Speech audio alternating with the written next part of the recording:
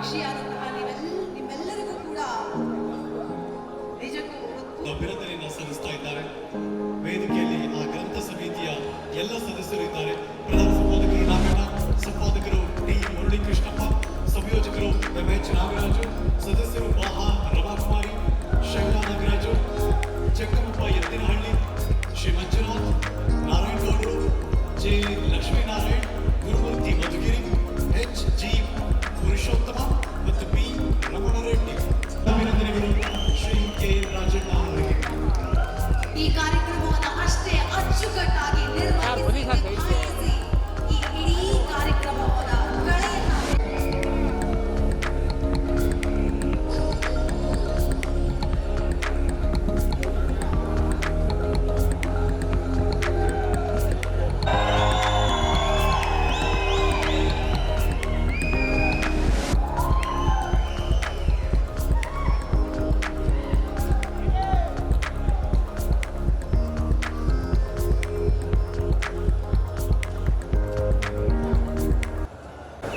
ಎಲ್ರಿಗೂ ನಮಸ್ಕಾರ.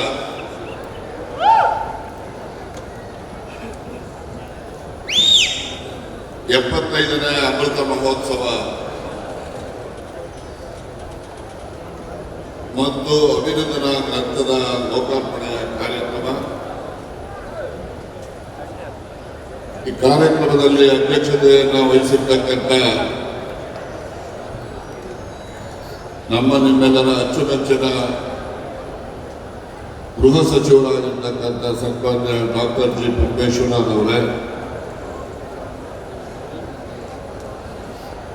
ಎಲ್ಲದಕ್ಕೂ ಕೂಡ ಮೀರಿ ನಿಮ್ಮ ಎಲ್ಲರ ಪ್ರೀತಿ ವಿಶ್ವಾಸವನ್ನ, ವಿಶೇಷವಾಗಿ ಎಲ್ಲ ಸಮುದಾಯದಲ್ಲಿರ್ತಕ್ಕಂಥ ಬಡವರ ಯೋಗಕ್ಷೇಮವನ್ನ ವಿಚಾರಿಸ್ತಕ್ಕಂಥ ಮುಖ್ಯಮಂತ್ರಿ ಕರ್ನಾಟಕ ರಾಜ್ಯದಲ್ಲಿ ಇಂದು ಇರ್ತಕ್ಕಂಥ ನಿಮ್ಮೆಲ್ಲರ ನಾಯಕರಾದ ಸನ್ಮಾನ್ಯ ಸಿದ್ದರಾಮಯ್ಯನವರೇ, ಕಾರ್ಯಕ್ರಮವನ್ನು ಉದ್ಘಾಟಿಸಿ ನಿರ್ಗಮಿಸಿರ್ತಕ್ಕಂಥ ಉಪಮುಖ್ಯಮಂತ್ರಿಗಳಾದ ಸನ್ಮಾನ್ಯ ಡಿ ಕೆ ಶಿವಕುಮಾರ್ ಅವರೇ, ಆಶಯ ಭಾಷಣವನ್ನು ನೆರವೇರಿಸಿದಂತಹ ನಮ್ಮ ರಾಜ್ಯದ ಹೆಸರಾಂತ ಬಂಡಾಯದ ಸಾಹಿತ್ಯದ ಮುಂಚೂಣಿಯನ್ನು ವಹಿಸಿದಂತಹ ಸನ್ಮಾನ್ಯ ಬರಗೂರು ರಾಮಚಂದ್ರಪ್ಪನವರೇ, ಸಚಿವರುಗಳಾಗಿರ್ತಕ್ಕಂಥ ಸನ್ಮಾನ್ಯ ಸತೀಶ್ ಜಾರಕಿಹೊಳಿಯವರೇ, ಇನ್ನೋರ್ವ ಸಚಿವರಾಗಿರ್ತಕ್ಕಂಥ ಸನ್ಮಾನ್ಯ ಎಚ್ ಸಿ ಮಹದೇವಪ್ಪನವರೇ, ಮಾಜಿ ಸಚಿವರು ನಮ್ಮ ಆತ್ಮೀಯರು ಆದ ಸನ್ಮಾನ್ಯ ಟಿ ಬಿ ಜಯಚಂದ್ರರವರೇ, ನಮ್ಮ ಜಿಲ್ಲೆಯ ಶಾಸಕರುಗಳಾದಂತಹ ಸನ್ಮಾನ್ಯ ಷಡಕ್ಷರಿರವರೇ ಮತ್ತು ಎಚ್ ಬಿ ವೆಂಕಟೇಶ್ವರವರೇ, ಮಾಜಿ ಸಚಿವರಾಗಿದ್ದಂತಹ ಆತ್ಮೀಯರು ಆದ ಸನ್ಮಾನ್ಯ ಆಂಜನೇಯರವರೇ, ವಿಧಾನ ಪರಿಷತ್ತಿನ ಸದಸ್ಯರಾಗಿರ್ತಕ್ಕಂಥ ಸನ್ಮಾನ್ಯ ವೈಯಾಪುರರವರೇ, ಮಾಜಿ ಶಾಸಕರಾದಂತಹ ಗಂಗಣ್ಣಯ್ಯನವರೇ, ಮಾಜಿ ವಜಾಮಂಡ ಮಂತ್ರಿಗಳಾದಂತಹ ಸನ್ಮಾನ್ಯ ವೆಂಕಟರಮಣವರೇ, ಪದಾಧಿಕಾರಿಗಳು ಎಲ್ಲರೂ ಕೂಡ ವೆಂಕಟಪ್ಪನ ಹೇಳಿದೆ ವಜಾಮಂಡ ಮಂತ್ರಿ ಅಂತ, ಸೂರ್ಯಚಂದ್ರನಿಗೂ ಹೇಳಿದ್ದೇನೆ. ನಾನು ಹೇಳುವಾಗ ಎಲ್ಲ ಜ್ಞಾನ ನಿಮಗೆ ಏನೇ ಇರಲಿ, ಸಮಯ ಹೆಚ್ಚಾಗಿದೆ. ಸುದ್ದಿ ಮಾಧ್ಯಮದ ಸ್ನೇಹಿತರು ಕೂಡ ಭಾಗವಹಿಸಿದ್ದೀರಿ, ಸಹಕಾರವನ್ನು ಕೂಡ ಕೊಟ್ಟಿದ್ದೀರಿ. ಇನ್ನು ನಿಮ್ಮೆಲ್ಲರ ಅಚ್ಚುಮೆಚ್ಚಿನ ನಾಯಕರಾದಂತಹ ಸಿದ್ದರಾಮಯ್ಯನವರು ತಮ್ಮನ್ನ ಉದ್ದೇಶಿಸಿ ಮಾತನಾಡತಕ್ಕಂಥ ಅಗತ್ಯತೆ ಇದೆ. ಅವರ ಮಾತುಗಳನ್ನ ಕೇಳಲಿಕ್ಕೆ ನಾವೆಲ್ಲರೂ ಕೂಡ ಉತ್ಸುಕರಾಗಿದ್ದೇವೆ. ಅದರಿಂದ ಹೆಚ್ಚು ಮಾತನಾಡಬಾರ್ದು ಅಂತ ಹೇಳಿ ನಾನು ಅದು ಕೂಡ ಅನ್ಕೊಂಡಿದ್ದೇನೆ. ಈಗಾಗಲೇ ರಾಮಚಂದ್ರಪ್ಪನವರು ಬಹಳಷ್ಟು ವಿವರಗಳನ್ನು ಹೇಳಿದ್ದಾರೆ. ನಾನು ಹೆಚ್ಚು ವಿವರಗಳಿಗೆ ಹೋಗೋದಿಲ್ಲ. ನಾನು ನಾನೊಂದು ಮಧ್ಯಮ ಕುಟುಂಬದಿಂದ ಬಂದಂಥವ್ರು. ಬಡವರ ಬೇಗೆಯನ್ನ ಬಹಳ ಹತ್ತಿರದಿಂದ ನಾನು ಅವ್ರು ಅನುಭವಿಸ್ತಕ್ಕಂಥ ಕಷ್ಟಗಳನ್ನ ನಾನು ನೋಡಿರ್ತಕ್ಕಂಥ. ಆ ದೃಷ್ಟಿನಲ್ಲಿ ನಾನು ಬಡವರ ಕಷ್ಟಗಳನ್ನು ನಿವಾರಣೆ ಮಾಡತಕ್ಕಂಥ ಒಂದು ಮನಸ್ಥಿತಿಯನ್ನ ನನ್ನ ಬಾಲ್ಯದಿಂದಲೂ ಕೂಡ ನಾನು ಬೆಳೆಸ್ತೀನಿ. ಆ ಹಿನ್ನೆಲೆಯಲ್ಲಿ ನಾನು 50 ವರ್ಷಗಳ ಹಿಂದೆನೇ ಹೋರಾಟಗಳನ್ನು ಮಾಡ್ತಾ ಇದ್ದೆ.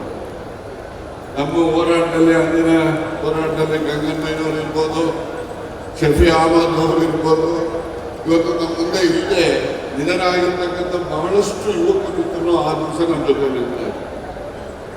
ಎಲ್ಲೇ ಜಿಲ್ಲೆಗಳಲ್ಲಿ ಒಂದು ಅನ್ಯಾಯ, ಬಡವರ ಮೇಲೆ ದೌರ್ಜನ್ಯ, ಅವ್ರಿಗೆ ತೊಂದರೆಗಳನ್ನ ಕೊಡ್ತಕ್ಕಂಥ ಸಂದರ್ಭಗಳು ಗಮನಕ್ಕೆ ಬಂದಾಗ ನಾವೆಲ್ಲರೂ ಕೂಡ ಹೋರಾಟವನ್ನು ಮಾಡಿ ಅವರಿಗೆ ನ್ಯಾಯವನ್ನು ದೊರಕಿಸ್ಕೊಡ್ತಕ್ಕಂಥ ಕೆಲಸವನ್ನ 50 ವರ್ಷಗಳ ಹಿಂದೆ ಎಂದು ಪ್ರಾರಂಭ ಮಾಡಿ ಆ ದಿಸೆಯಲ್ಲಿ ನಮಗೆ ನ್ಯಾಯದ ಪರವಾಗಿ ನಾವು ಕೆಲಸ ಮಾಡಬೇಕು, ಅನ್ಯಾಯದ ವಿರುದ್ಧ ಪ್ರತಿಭಟನೆಯನ್ನು ಮಾಡಬೇಕು. ಈ ರೀತಿಯ ಒಂದು ಮನಸ್ಥಿತಿ ಬಂದಾಗ ನಾವು ಏನು ಕಾರ್ಯತತ್ಪರತೆಯಿಂದ ಕೆಲಸ ಮಾಡ್ತಾ ಇದ್ದೇವೆ, ಆ ಒಂದು ದಿಸೆಯಲ್ಲಿ ನಾವು ನಮ್ಮ ಆತ್ಮಕ್ಕೆ ತೃಪ್ತಿಯನ್ನ ತರುವ ಮಟ್ಟಕ್ಕೆ ನಾವು ಬಡವರ ಪರವಾಗಿ ನಾವು ಕೆಲಸ ಮಾಡಿದ್ದೇವೆ. ಹೀಗಾಗಿ ಹೋರಾಟದ ಮನಸ್ಥಿತಿಯನ್ನು ನಾವು ಬೆಳೆಸ್ಕೊಂಡು ಬಂದ ಹಿನ್ನೆಲೆಯಲ್ಲಿ ನಮ್ಮ ಜಿಲ್ಲೆಯಲ್ಲಿ ವಿಶೇಷವಾಗಿ ತುಮಕೂರು ತಾಲೂಕು, ನಾನು ಮಧುಗಿರಿಗೆ ಹೋಗೋವರೆಗೂ ಕೂಡ ತುಮಕೂರು ತಾಲೂಕಿನಲ್ಲೇ ನನ್ನ ರಾಜಕಾರಣದ ಕ್ಷೇತ್ರ ಇದೆ. ಆದರೆ ಮಧುಗಿರಿ ನನಗೆ ರಾಜಕೀಯ ಜನ್ಮವನ್ನು ನೀಡಿದಂತಹ ಕ್ಷೇತ್ರ ಅಂತ ಹೇಳಿದ್ರೆ ಮಧುಗಿರಿ ಕ್ಷೇತ್ರ. ಹೀಗಾಗಿ ಈ ಜಿಲ್ಲೆನಲ್ಲಿ ಏನೆಲ್ಲ ಸಮುದಾಯಗಳಿರ್ತಾರೆ, ಯಾವುದೇ ಸಮುದಾಯ, ಮುಂದುವರೆದ ಸಮುದಾಯ ಇರ್ಬೋದು, ಹಿಂದುಳಿದ ಸಮುದಾಯ ಇರ್ಬೋದು, ಎಲ್ಲ ಸಮುದಾಯದಲ್ಲಿರ್ತಕ್ಕಂಥ ಬಡವರ ಪರವಾಗಿ ನಾವು ಚಿಂತನೆಯನ್ನು ಮಾಡ್ತಕ್ಕಂಥದ್ದು, ಅವರ ಯೋಗಕ್ಷೇಮ ಮತ್ತು ಅವರ ಒಂದು ಜೀವನ ಸ್ವಾಭಿಮಾನದ ಬದುಕನ್ನ ಅವರು ಪಡಿತಕ್ಕಂಥದ್ದಕ್ಕೆ ನಾವು ಪೂರಕವಾಗಿ ಚಿಂತನೆಯನ್ನ ಮಾಡ್ತಾ ಇದ್ದೀವಿ. ಈಗಾಗಲೇ ಒಂದು ಕ್ಲಿಪ್ಪಿಂಗ್ ನೀವೆಲ್ಲ ನೋಡಿದ್ದೀರಿ. ಆ ಕ್ಲಿಪ್ಪಿಂಗ್ ನಲ್ಲಿ ಇದೆ, ಮುಖ್ಯಮಂತ್ರಿಗಳು ವಿಡಿವೇಶಿಗೆ ಬಂದಾಗ ಮಕ್ಕಳಿಗೆ ನಾವು ಅಶುಭಾಗ್ಯದ ಕಾರ್ಯಕ್ರಮವನ್ನು ಕೊಟ್ಟಂತದ್ದು ಅಂತ ಹೇಳಿದ್ರೆ ಅದು ಕಾಂಗ್ರೆಸ್ ಪಕ್ಷ, ಸನ್ಮಾನ್ಯ ಸಿದ್ದರಾಮಯ್ಯನವರು ನಮ್ಮೆಲ್ಲರ ಬೇಡಿಕೆಯನ್ನು ಈಡೇರಿಸಿದ ಶುಭಾಗ್ಯದ ಕಾರ್ಯಕ್ರಮ, ನಮ್ಮ ಕ್ಷೇತ್ರದ ಕಾರ್ಯಕ್ರಮ, ಅದು ಇಡೀ ರಾಜ್ಯಕ್ಕೆ ವಿಸ್ತರಿಸಿದಂತಹ ಕೊಡುಗೆಯನ್ನು ಕೊಟ್ಟಂತವರು ಸನ್ಮಾನ್ಯ ಮುಖ್ಯಮಂತ್ರಿಗಳು ಅಂತೇಳಿ ನಾನು ಆ ದಿವಸದಲ್ಲೂ ಕೂಡ ಅಭಿನಂದನೆಯನ್ನ ಸಲ್ಲಿಸ್ತೀನಿ. ಎಲ್ಲ ಕಾರ್ಯಕ್ರಮಗಳಿಗೂ ಕೂಡ ಎಲ್ಲ ಕಾರ್ಯಕ್ರಮಗಳಿಗಿಂತ ಹೆಚ್ಚು ಪ್ರಿಯವಾದಂತಹ ಕಾರ್ಯಕ್ರಮ ಕೊಡುಗೆ ಅಂದರೆ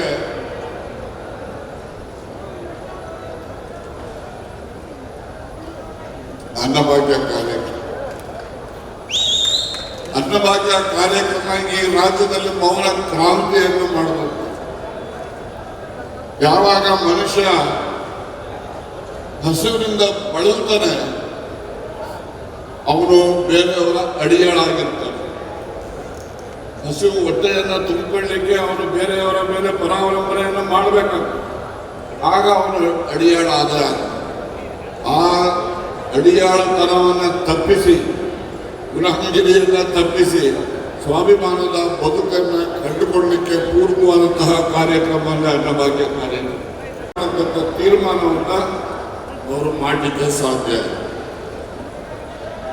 ಬಹಳಷ್ಟು ಜನ ಟೀಕೆ ಮಾಡುವವರಿಗೆ ಉತ್ತರ ಹೇಳ್ತಕ್ಕಂಥದ್ದು, ಸಿದ್ದರಾಮಯ್ಯನವರು ಮುಖ್ಯಮಂತ್ರಿಗಳಾಗಿ ಕೊಟ್ಟಿದ್ದಾರೆ, ಅವ್ರ ಮನೆಯಿಂದ ಏನು ಕೊಟ್ಟಿಲ್ಲ ಅಂತ ಹೇಳೋರು ಕೆಲವು ಕಿಡಿಗೇಡಿಗಳು ಇರ್ತಾರೆ. ಹಿಂದೆ ಇದ್ದಂಥ ಮುಖ್ಯಮಂತ್ರಿಗಳು ಯಾರು ಕೂಡ ಮನೆಯಿಂದ ತಂದುಕೊಡ್ತಾ ಇರಲಿಲ್ಲ, ಅವರು ಕೂಡ ನಮ್ಮ ಹಣದಿಂದಲೇ ಕೊಡ್ತಕ್ಕಂಥದ್ದು. ಆದರೆ ಆ ಕಾರ್ಯಕ್ರಮವನ್ನು ಕೊಡಬೇಕು ಅನ್ನೋ ಮನಸ್ಥಿತಿ ಯಾರಿಗೂ ಇರಲಿಲ್ಲ ಅಂತಕ್ಕಂಥದ್ದನ್ನು ನಾವು ಈ ಸಂದರ್ಭದಲ್ಲಿ ಹೇಳಲಿಕ್ಕೆ ಬಯಸಿ ಅವರಿಗೆ ಅಭಿನಂದನೆಯನ್ನು ಕೂಡ ಸಲ್ಲಿಸ್ತೀವಿ. ಇನ್ನೊಂದು ಅಂಶವನ್ನು ನಾವೆಲ್ಲ ಗಮನದಲ್ಲಿಟ್ಕೊಂಡು, ಕಾಂಗ್ರೆಸ್ ಪಕ್ಷದಲ್ಲಿ ನಾವು ಏನು ಅನ್ನಭಾಗ್ಯ ಕಾರ್ಯಕ್ರಮವನ್ನು ಕೊಟ್ಟು, ಅನ್ನಭಾಗ್ಯ ಕಾರ್ಯಕ್ರಮ ಬರೀ ಕಾಂಗ್ರೆಸ್ಸಿಗರಿಗೆ ಸೀಮಿತ ಮಾಡಲಿಲ್ಲ, ಅದು ಯಾವುದೋ ಒಂದು ಸಮುದಾಯಕ್ಕೆ ಸೀಮಿತ ಮಾಡಲಿಲ್ಲ. ಯಾರೆಲ್ಲ ರಾಜ್ಯದಲ್ಲಿ ಬಡವರಿದ್ದಾರೆ, ಉಪವಾಸದ ಹಸಿವಿನ ಬವಣೆಯನ್ನು ಯಾರು ಅನುಭವಿಸ್ತಾರೆ, ಅದು ನಿವಾರಣೆ ಮಾಡ್ತಕ್ಕಂಥ ಪುಣ್ಯದ ಕಾರ್ಯಕ್ರಮ ಇವತ್ತು ಅನ್ನಭಾಗ್ಯ ಕಾರ್ಯಕ್ರಮ. ಇದನ್ನ ನಮ್ಮನ್ನು ಅಷ್ಟು ಮಾಡಿದ ಮುಖಂಡರುಗಳು ಇದ್ರ ಬಗ್ಗೆ ಹೇಳ್ತಕ್ಕಂಥ ಪ್ರಯತ್ನ ಬಹಳ ಹೆಚ್ಚು ಮಾಡೋದಿಲ್ಲ. ಹೆಚ್ಚು ಮಾಡಿದ್ರೆ ಏನೋ ಆಗೋಗ್ಬಿಡುತ್ತದೆ, ಸಿದ್ದರಾಮಯ್ಯ ನಮಗೆ ಕಿರೀಟ ಬಂದ್ಬಿಡ್ತದೆ ಅಂತಕ್ಕಂಥ ಭಾವನೆ ಇರೋ ಮುಖಂಡರುಗಳು ಕೂಡ ನಮ್ಮ ಸಮಾಜದಲ್ಲಿ ಇರುತ್ತದೆ.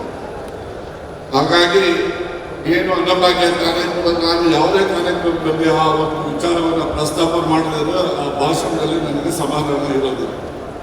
ಆ ದೃಷ್ಟಿಯಿಂದ ಆ ಕಾರ್ಯಕ್ರಮವನ್ನು ನಾವು ಮಾಡಿದರೆ ನಮ್ಮ ನಿಜಕ್ಕೂ ಕೂಡ ಜನರ ಆಶೀರ್ವಾದ ನಿರಂತರವಾಗಿ ಸದಾಕಾಲ ಇರುತ್ತೆ ಅಂತಕ್ಕಂಥ ಮಾತನ್ನು ಈ ಸಂದರ್ಭದಲ್ಲಿ ವ್ಯಕ್ತಪಡಿಸ್ತೀನಿ. ಇವತ್ತು ಏನಾದರೂ ಸಂಪಾದನೆ ಮಾಡಿದ್ದೇನೆ ಅಂದರೆ ಜನರನ್ನೇ ಸಂಪಾದನೆ ಅಷ್ಟೇ ಬಂದಿದೆ, ಯಾವ ಸಂಪಾದನೆ ನನಗೆ ಇಲ್ಲ. ಆದರೆ ಜನವನ್ನ ಬಡವರಿದ್ದಾರಲ್ಲ ಅವರನ್ನ ನಿಯತ್ತು ಕೂಡ ಜಾಸ್ತಿ ಇರ್ತದೆ. ಈ ಒಂದು ಜಿಲ್ಲೆನಲ್ಲಿರ್ಬೋದು, ಪಕ್ಕದಲ್ಲಿರ್ಬೋದು, ಯಾವ ಎಲ್ಲ ಸಮುದಾಯ, ಈ ಸಮುದಾಯ ಆ ಸಮುದಾಯ ಜಾತಿಯ ಮೇಲೆ ನಾನು ಯಾವತ್ತೂ ರಾಜಕಾರಣ ಮಾಡಿದವನಲ್ಲ, ಮಾತಾಡೋದು.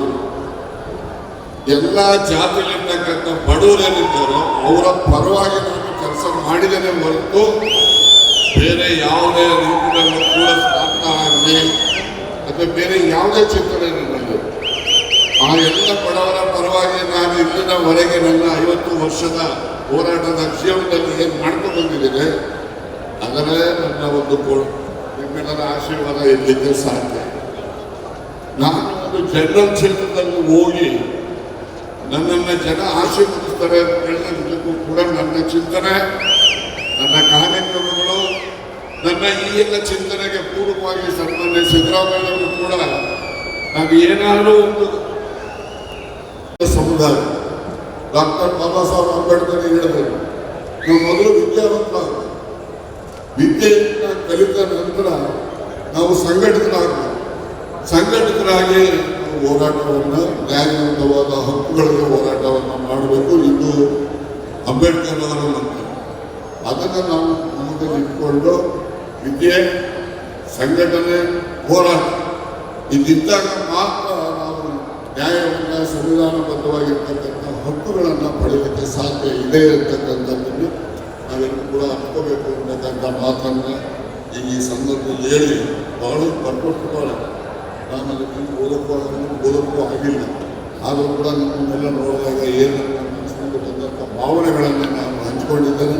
ನಾವೆಲ್ಲರೂ ಕೂಡ ನಿಮ್ಮೆಲ್ಲರ ನಿರಂತರ ಬೆಂಬಲ, ಆಶೀರ್ವಾದ ನಮ್ಮೊಬ್ಬರ ಮೇಲೆ ಎಲ್ಲ ಸನ್ಮಾನ್ಯ ಸಿದ್ದರಾಮಯ್ಯವ್ರ ಮೇಲೆ ಮತ್ತು ಇಲ್ಲಿ ಆಸೀನಾಗಿರ್ತಕ್ಕಂಥ ಎಲ್ಲ ಮುಖಂಡಗಳ ಮೇಲೆ ಕೂಡ ಇರಬೇಕು ಅಂತ ಆಶಯವನ್ನು ವ್ಯಕ್ತಪಡಿಸಿ ತಮ್ಮೆಲ್ಲರೂ ಕೂಡ ಮತ್ತೊಮ್ಮೆ ನನ್ನ ಹೃದಯಪೂರ್ವಕ ಧನ್ಯವಾದಗಳನ್ನು ಹೇಳಿ ನಾನು ಮಾತು ಮುಗಿಸ್ತೇನೆ. ನಮಸ್ಕಾರ.